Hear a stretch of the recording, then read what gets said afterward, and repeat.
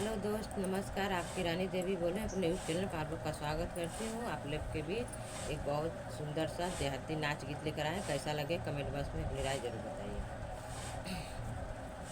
हमके जाए द बजरिया कुछ बेसर ले बना। हमके जाए द बजरिया कुछ बेसर ले बना। अपने के ले बसाड़ी अपने बलम के बेल बाटन। अपने के ले बसाड़ी अपने बलम के बेल बाटन। छोटी ना नदी के हो, छोटी ना नदी के झीलिंगा बटोर ले हो। छोटी ना नदी के झीलिंगा बटोर ले हो। हमके जाए द बजरिया कुछ बेसर ले हो। हमके जाए द बजरिया कुछ बेसर ले हो।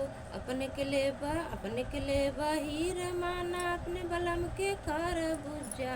अपने के ले हीर माना अपने बलम के ले कर बुझा। छोटी ना नदी के हो, छोटी ना नदी के पे हटा बटोर ले हो।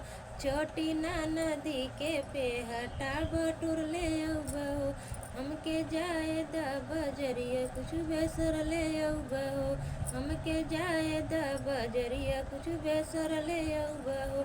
अपने के ले हसुआ अपने बलम के ले खुरपी हो। अपने के ले हसुआ अपने बलम के ले खुरपी। छोटी ना नदी के हो, छोटी ना नदी के साड़ा सादा गौले हो। छोटी ना नदी के साड़ा सादा गौले हो। हमके जाए द बजरिया कुछ बेसर ले हो।